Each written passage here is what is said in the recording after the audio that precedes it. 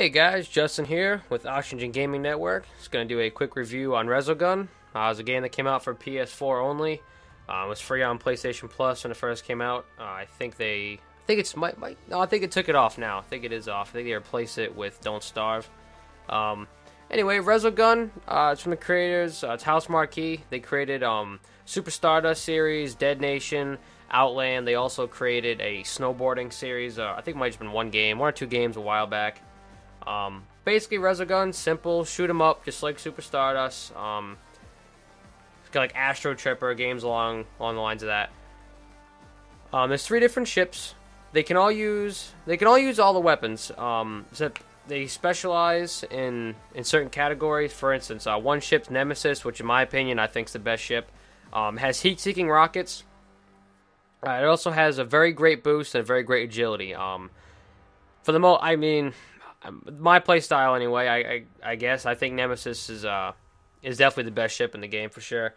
Ferox, which is like an all-around ship, has a machine gun type weapon. It doesn't specialize in anything. It's just all around like medium. Like I think it's like all the stats are at 5 or something.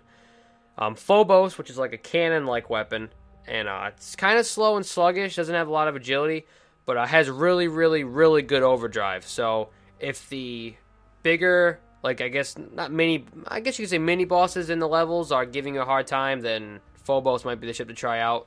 Its overdrive will take out anything. It lasts forever. It's really good. And then they all have what's called Nova Bombs. Basically, it's just a bomb, goes around the whole map, kills anything that's on the map except for when using bosses. I think it does a little bit of damage to bosses, but I don't think it does. Obviously, doesn't kill any of them. Basically, what you're supposed to be doing is you're trying to save the last humans. They're getting attacked by aliens. There's 5 levels, 10 humans on each level. Now, you do not have to save the humans in order to beat the level or beat the game. But every human you save, you get a bonus. So obviously, the more humans you save, the easier it's going to be throughout the whole game. You can get bonuses like points if you care what your high score is or whatever. You can get your boost upgraded, your overdrive upgraded. You can get extra bombs, and the most important one, you can get extra lives. You can also upgrade your weapon, your primary weapon, when there's like a little floating orb, kind of like shoot it, break the little thing around it, and fly into it, and you can upgrade your main weapon. But all the other bonuses, that you can only get them when you save a human. Basically, these things called keepers, they're kind of like glowing green. You have to destroy those, and then it'll unlock a human from its cage. Sometimes you get keepers that one of them will be highlighted in green and the other one will have red circles around them. They want you to kill the one in green, and then they just want you to work your way down the line, like in sequence, in order to unlock the human. And then in each level, about halfway through, you get one human as a freebie. Will just unlock and let itself out of the cage. But yeah, that's pretty much the whole point of the game. There's only 5 levels. It's pretty simple. About 8 minutes a level. It's a very fast game. My only downside to that game is they don't have a whole lot of levels. And even if they came out with DLC to get more maps, I mean the game's $15, so I mean it's not really worth $15. I think it's like a $10 game. You only get 5 levels. It's not worth $15. If it's on sale, grab it. If you have PS Plus, obviously grab it because it's free. Personal experience with the game, I mean, yeah, I had a lot of fun. It's definitely a good game to kill time with. I mean, I have Killzone Shadowfall, and I find myself playing RESOGUN with my friends and going back to that game more than I do Killzone. Obviously, there's no story. There's a little snippet under each level that tells you what's going on in the level, but it's really nothing. The graphics, the game looks solid. The game looks really good. Particle effects in the game are insane. It's full HD, 60 frames per second. The game is super smooth. It's unbelievably smooth, and the controls are ultra responsive. Like every mistake that you make, it's your own fault. And every win that you get is your own win. There's nothing like in the game where the game lagged or the game's kind of like freezing up a little bit. No, the game is super smooth. The controls are spot on, and that's my favorite. That's like the selling point for that game, in my opinion. The worlds are built with these what they call voxels. Little building blocks is what the world's made out of. And as you destroy enemies, when they blow up, they destroy part of the world. So you can actually watch the world disintegrate around you, and these pieces are everywhere. I mean, the pieces are real time, like real blocks. Like, they can fall in the water, they can fall in lava, you can watch them disintegrate. It's like, it's a real thing. It's not just like art that's up on the screen. And also, when you beat a level, like when you beat the boss and the boss explodes, the whole world blows up into millions of these voxels. And it looks incredible. It really shows, like if I tried to do that on my laptop would catch fire. It really shows the power of the PlayStation 4. I mean, it's really something to look at. I just touched on the controls. Online co-op, you can play with one other person on all the levels, arcade mode, single level, whatever you want to do. Which is nice. It depends on how good your connection is. Some of my friends, when you try to connect to them, it's kind of sluggish and makes it even harder. But if you have a good connection, very fun. There, you can't play with a third person, which kind of stinks because there is 3 ships. In my opinion, you should be able to play with 3 people.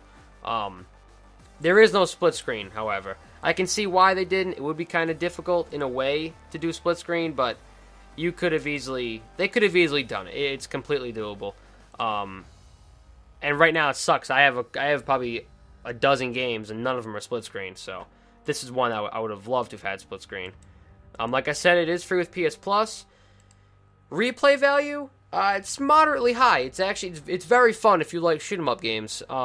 There's 5 different difficulties. Well, quote unquote 5 difficulties. There is normal, experienced, veteran, master difficulty. You have to beat the game on veteran in order to unlock master difficulty. The only difference between all the levels, you guys get a little stronger, kind of. Not really. It just all it really does is speed up. It just speeds up really fast. They start flying at you. That's really the only difficulty. That's really the only way how the difficulty raises.